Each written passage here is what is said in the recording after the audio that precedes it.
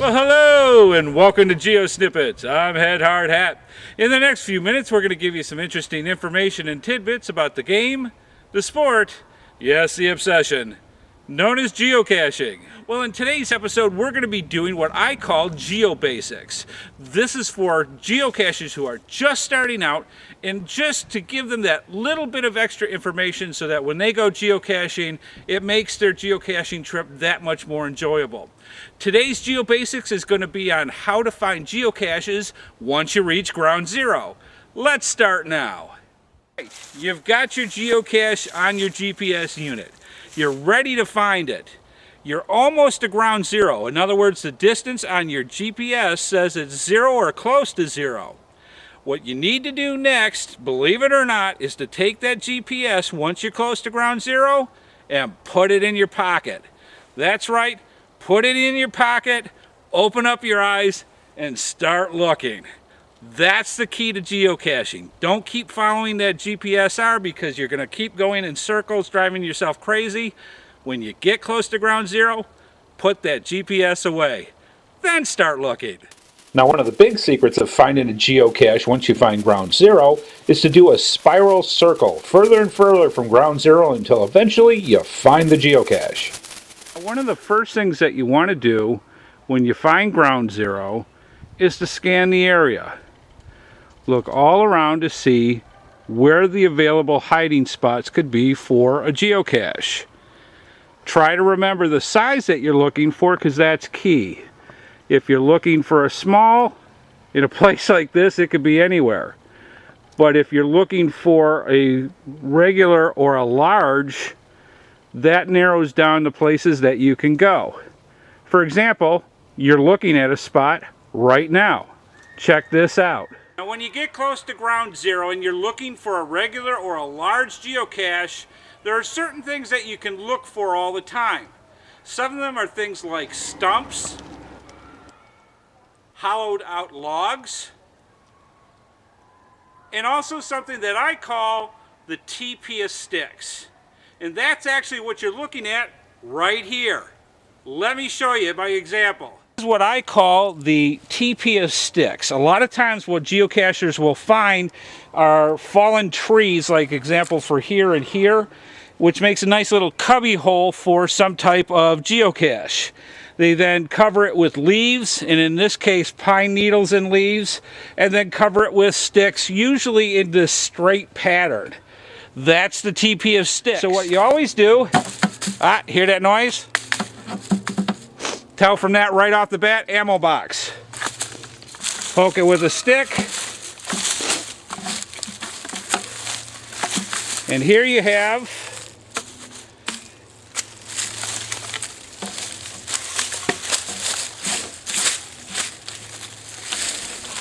a small-sized geocache ammo box. Excellent. Another area in the woods that you might find geocaches is around rocks. Again, you have to be extremely careful because there might be critters around here.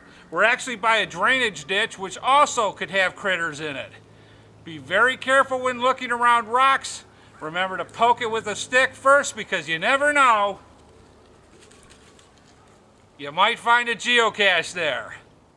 Prime example of a beautiful gnome hole in a log or a stump. Again, poke it with the stick because you never know what's inside. But this right here, either in the top or down in here, perfect place to hide a geocache.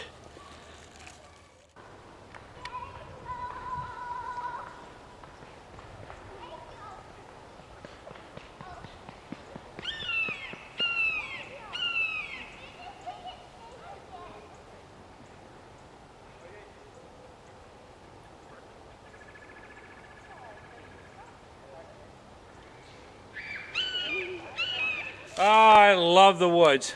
And I love geocaching in the woods. But there are some things that you need to know when geocaching. For example, right now it's late fall. Everything's covered with leaves. Be sure to be having a walking stick with you so that you can check to make sure there aren't any unforeseen holes in front of you or other obstacles that you may trip over.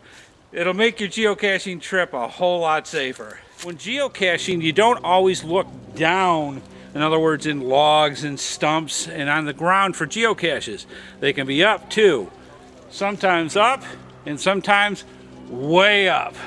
Don't forget to look up when doing geocaching. Now sometimes geocaches can be downright evil. Like say for example this one. Can you see it?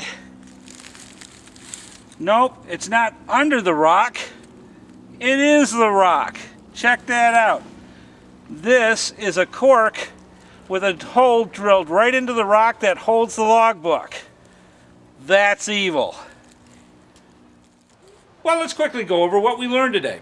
We learned that geocaching in the woods is a lot of fun. You need to be prepared though while you're out in the woods for things that may get you injured. In other words, watch out for those snakes, spiders, and poisonous plants.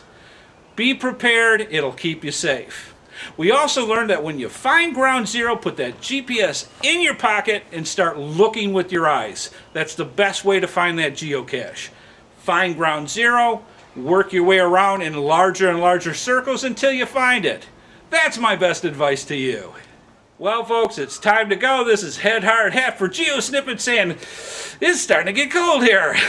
I'll hope to see you out on the trails real soon. Bye-bye, folks. Brr.